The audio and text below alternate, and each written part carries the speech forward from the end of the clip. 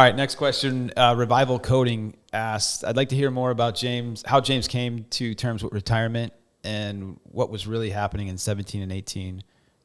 There were talks of a privateer team coming together. Yeah, so my last, once I figured out that I wasn't getting re-signed with Suzuki, by listening to the broadcast on there, I decided, like, at that point, I'm like, look, I just had my first kid. So I was like, man, had a tough couple races during that. Tough year, actually. The first race, I get knocked out. Me and Dungy got into it, and it was just like injury after injury, and then struggling with the whole team situation, and just felt like I needed a change, kind of like the Ken Roxon like deal in the sense.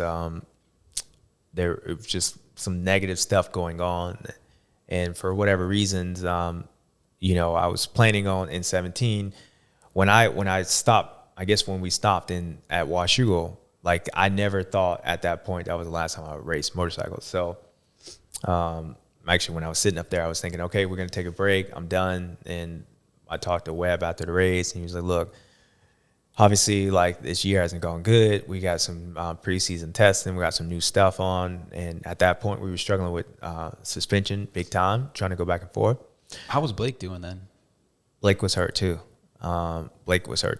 So the plan was, and I already had like somewhat of a deal, somewhat like signed. I wouldn't say signed, but it was agreed upon really, to race for Suzuki next year.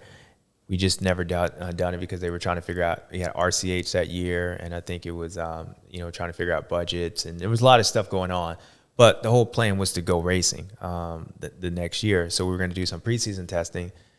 So we decided after the race that, all right, I got this big old blister on my hand. It's not been a good year. Let's just get ready and start getting ready for Supercross. Well, I'm watching the race and then figure out, like, oh, James don't have a ride. So that was like, what? Okay, cool. So after a long speed up, that thing fell through. And then I'm like, man, I want to start my own program. Like, I want to start my own program. So from Washougal till whenever I decided to retire, it was like almost 2 years on there. And that's because I was like, look, I need a little bit of time off. And then trying to start my own team, I built this team from like scratch on there. And I was going through talking to Renee and hired. We had everybody. Everybody. The top guys in from chassis, motor, suspension. We had everybody on board. Yeah, we had them all. We bought bikes. Who was Rick? Who's going to be the team manager? We were talking about that this morning. I forgot who was it. I think Renee. I think Renee, because we were talking about he was going to be somewhat a team manager, but I liked him as a mechanic. Yeah. And I think we even talked to maybe Mike at one point too. Webb. Yeah.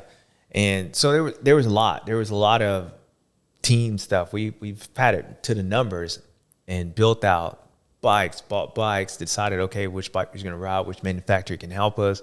And so basically into 2018, because it took a whole year to do that. And so we got to like middle of 17, we figured out we had it laid out. We had a truck design, all this stuff. And I'm like, I had time to rest. And I'm like, all right, cool. Like I'm going to race in 2018 after being off a year. Well, that thing fell through on there. And it sucked because it wasn't just me. It was a lot of other people involved on there. And the guy just basically, he was a fraud on there. Not even throwing any names. I don't even care. The guy that was putting up the money, because it was a private investor. And the guy reached out to me through you, right? Yeah. At a race on there. And so it was a lot going on. So all the people, like, I was trying to build this team. And then once that fell through, I almost felt like that was a sign of like, look, like you need to just figure out what you're going to do. And then so I guess at that point, why I kind of disappeared in the beginning, it wasn't to like, all right, I'm at Washougal and I'm like, done, bye, see y'all later, F the industry, whatever y'all thought. It wasn't that. I was actually trying to prepare to come back and race again in 17, 18, building a race team. And y'all know me from my career. I don't say stuff unless I kind of know what I was doing. I wasn't retired at that point, and I was trying to build this team, and then we didn't have it together. So I wasn't going to say I'm building this team. So I was kind of quiet from that. And so once that deal fell through, I was bummed out. And then I think that led up to, I don't even know how long that was, after that, to where I retired. I officially retired, and we did the 7 videos and stuff. And I think it was just a lot of, a lot of things that, like, was kind of hurt, like the way it went down, like, and then just the people that was involved on that. So went from Washougal to building a team, which took over a year. That thing fell through.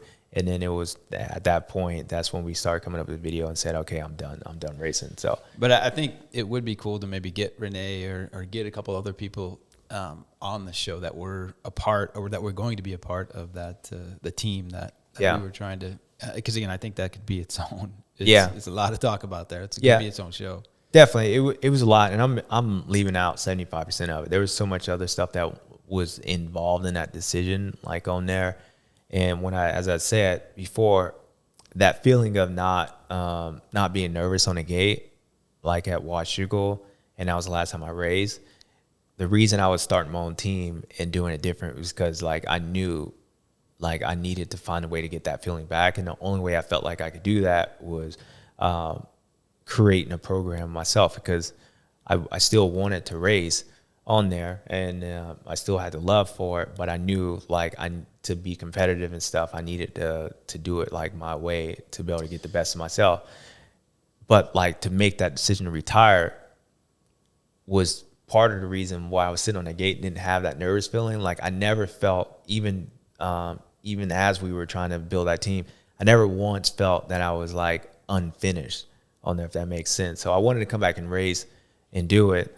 And I knew the only way I could do that and have that feeling of wanting to be competitive was my own team. But to make the decision to retire was easy in the sense, because I never felt like I was leaving something on there. It was like, well, damn, this sucks.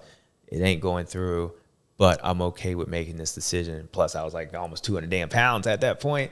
I actually wasn't that fat at that. So there was a lot of different things on there that was going through. I was watching Dungy, win those championships. And of course, at that, I still felt like I could compete against him, because last time I was out racing, not 16 because I was hurt, but last time I was out racing, I was able to run with him and beat him, and he's out there winning a championship. So I felt like I could. There was nobody that stepped up enough to where I couldn't, like, compete with him, and then so I wanted to do it. But then we just made a decision, and I felt good with it. And then at that point, it was like a big relief off my shoulders. And that's when I started working with Chase and then recap videos.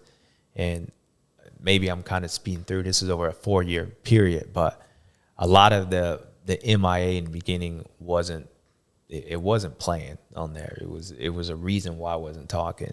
And then after that point, then it kind of just got longer. It's like somebody, you call them, somebody calls you and they call you again, you don't call them back. You know that feeling of, like, damn, like, well, I mean, we've gone this long, I can't call back now. Exactly. Well, that's what, after that first year, that's what happened. I'm like, well, damn, I haven't, like, said anything now, and I don't even really want to rehash and give this guy the luxury of me telling him he's an asshole for blowing all this stuff up. So I ain't gonna say nothing. So that was that dark moment.